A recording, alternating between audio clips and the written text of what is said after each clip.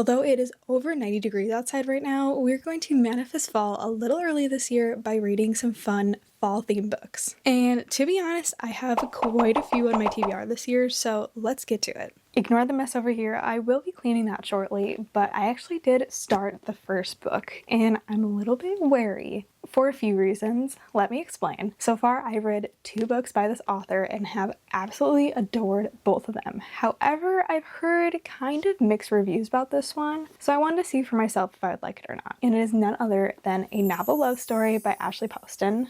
Poston. I should probably know how to pronounce her last name by now, but unfortunately I do not. But I have actually started this book, and I just have to say I love how floppy it is. So I'm on chapter 15, which is page 138, and so far I'm liking it. I'm not absolutely loving it and eating it up like I did the other 2 books.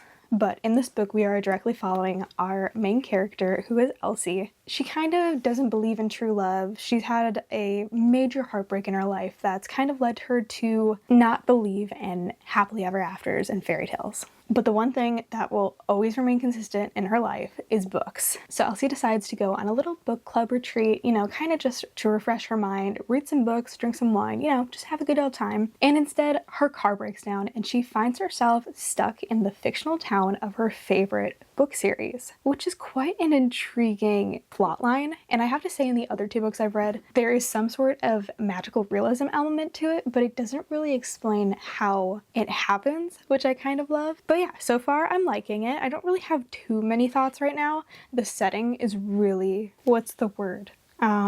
Visual? No, there's a better word. What's the word? I don't know what the word I'm looking for is. Easy to picture in your head as if you're watching a movie, and I really appreciate that element. So I'm going to continue reading this book. But before I do, I have just a few books that I've recently bought that need to make their way onto the book cart. So I'm going to listen to the audiobook while I try and figure out how I want to organize my book cart.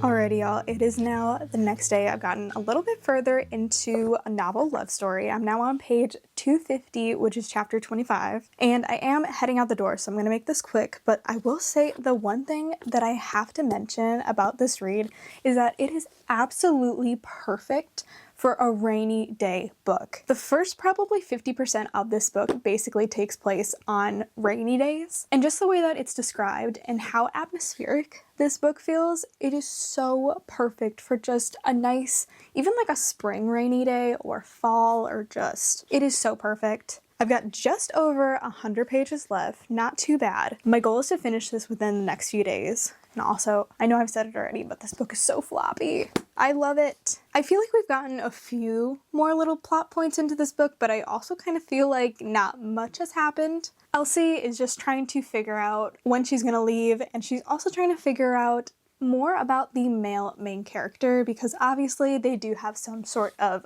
love and romance in this book, but she doesn't know where it could lead and where she wants it to lead. But like I said, I'm heading out the door, so I think I'm going to listen to a little bit more of this on audiobook, and I'll check back in with more of my thoughts.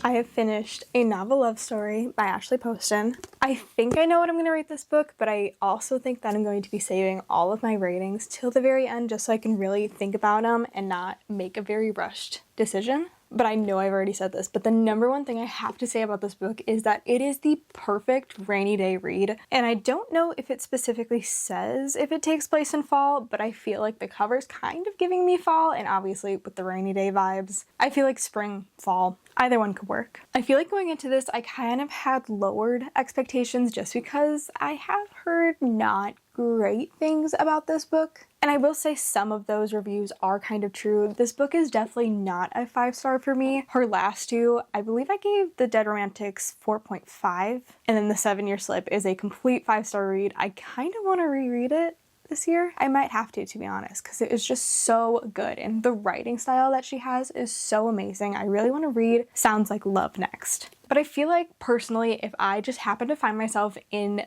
my favorite book series setting, like in the town that takes place in, I would kind of be freaking out a little bit more and probably asking more questions, or like trying to figure out more, which maybe that's just a me thing and not applicable to Elsie, our main character. But I will say I did not guess the ending. It did take a little bit different of a direction than I thought it was going to, which isn't necessarily a bad thing, but it did throw me off a little bit. The whole time throughout this book, you're trying to figure out, who is this main guy? Why have I never seen him in any of the books? What is his story? And once it's revealed, it does make sense, but I didn't love it the way that I was hoping to. Overall, though, I am glad that I picked it up. And even though it is still completely summer weather outside, as you could tell by my outfit, I am in such a fall book mood. I just want to read all the fall books. I'm looking at my TBR cart, and that's basically over half the books that I have are fall themed books. So let's pick up our next read.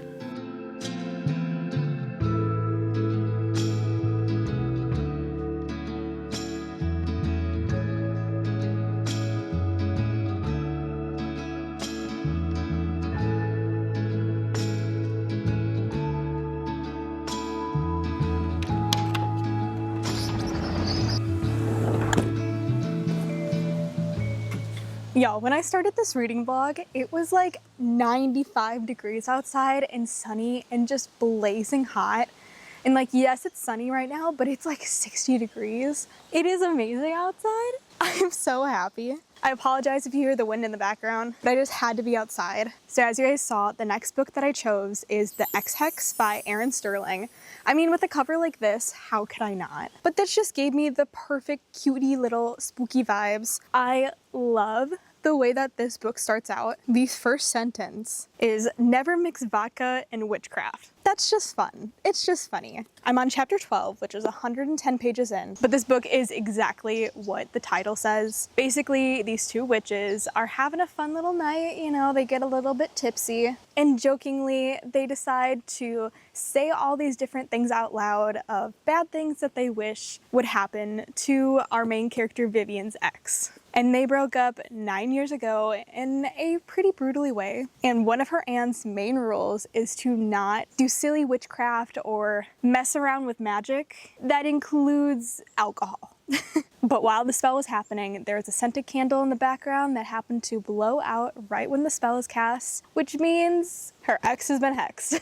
This book is very silly. It's very fun. Oh! I was so confused, and now this makes sense. So at the back of the book, it says New York Times bestselling author Rachel Hawkins, writing as Erin Sterling, cast a spell, da da da da. So Rachel Hawkins, I think I read one book by her, The Villa, something along those lines that popped up on the screen. But that is so she has two different writing names. I didn't know that. So I actually have read books by her before. But this is very fun. It is very, very fast paced. I think the audiobook for this is literally like 7 hours. So I have been listening to some of the audiobook, and with my long car rides commuting for college, I do tend to get through books pretty fast. So I'll try to keep you guys updated, because oftentimes I do tend to forget because I get through books so quickly that way. But it's fun. It's giving me all of the great fall, October kind of vibes. I'm liking it so far. Nothing crazy to write home about, but I'm definitely having fun.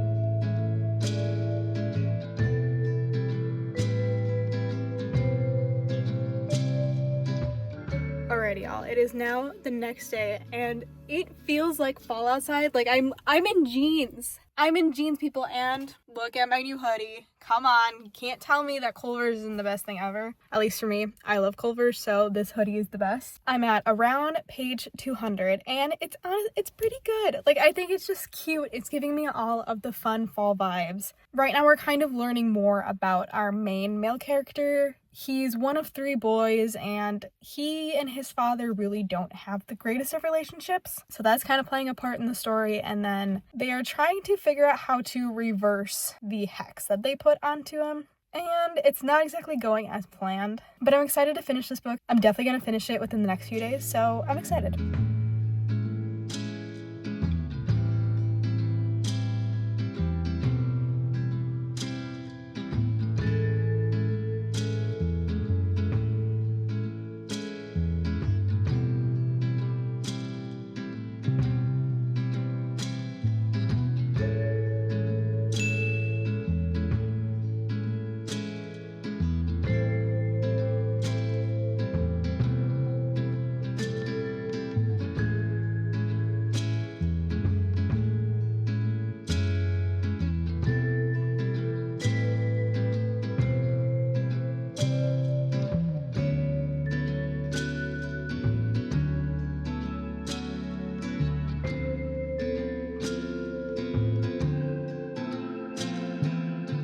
Alrighty y'all, time for a little bookish update. And in case you were wondering why I'm literally wearing a tank top and my face is all red, it's because this entire week has been 80+ degrees and this on my nose is literally sunburn. You probably can't even see it on camera, but I'm sunburned from yesterday. But right when it was starting to cool off, I was getting all the cozy vibes. It was no longer summer, we're back in full-fledged summer. But hey, at least I have some fun, cozy fall reads to pretend like it's fall. But as y'all saw, I finished the Ex-Hex and I wound up giving it 3 stars.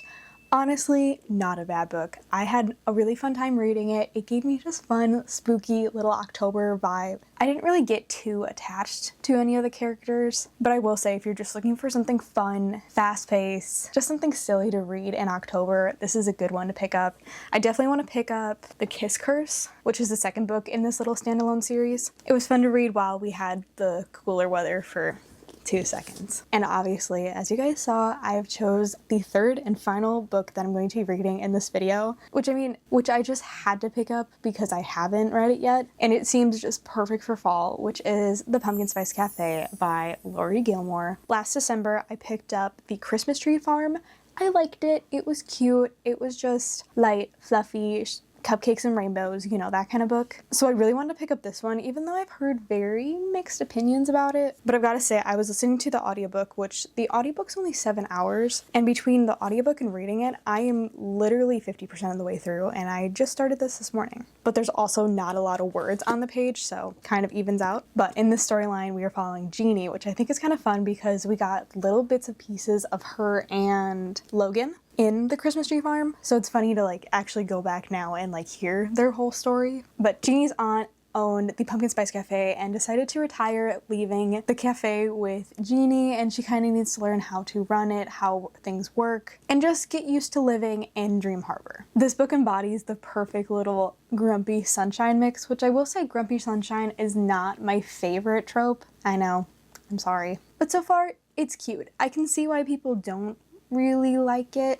Like I said though, I am only halfway through, so maybe my opinions on it will change the more I read it, for better or for worse. I guess we'll see. But yeah, where I'm at now, things are starting to spice up a little bit. I mean, the back of the book literally says a small town spicy romance, so I should have expected that. But honestly, I don't really have too many thoughts on it. It's just a fun, fast-paced fall read.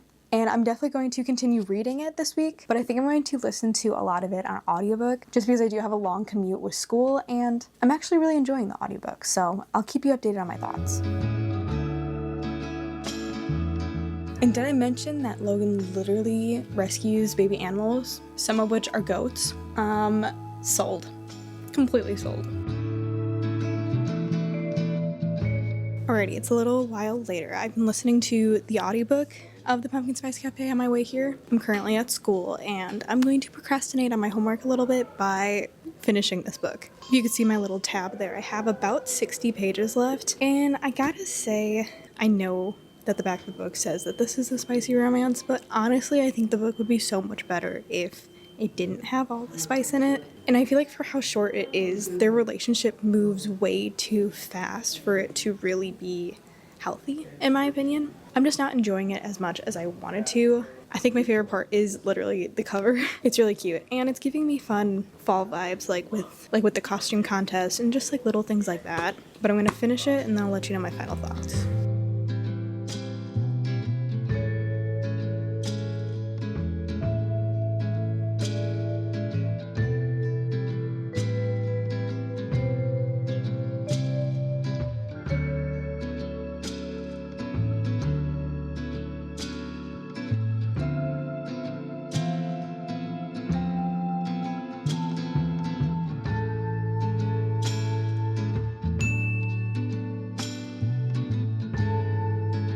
Alrighty, well, it is much later. It's now 7:30 p.m. I just got home from school, and as y'all saw, I finished The Pumpkin Spice Cafe. And I wound up rating it 2.5 stars. I will say I really wanted to like it. It was kind of pumpkin-y, you know, it was cute, it was fun, it was fall. But I think the spice kind of took over everything. And typically, if there's spice in a book, like, I won't skip it. I'll listen to it, I'll read it, whatever. But in this one, for some reason, I just was not enjoying it. So I wound up skipping over the chapters that do have spice, which is quite a few. Which I really try to not do that in books, but this one I just had to. But based off of the 2 books that I have read from this series, they're cute. I'm obsessed with the covers that you can't see because of the lighting. There we go. So cute. The covers are adorable. But I just don't know if I want to continue the series. A part of me does, kind of for the covers, which I know I should not be picking up books just for the covers when I know that I'm probably not going to like the content that's in the book. But I will say all the books that I've read have put me in the fall spirit. And although it may not be fall weather right now, I'm definitely in the fall spirit. So that is going to be all for today's video. I hope you guys enjoyed reading some fun fall themed books with me. If you guys want to see more fun fall and book content, there's more coming soon. Don't forget to like and subscribe if you guys enjoyed. I hope you guys have an amazing rest of your day, and I'll see you guys in the next one. Bye!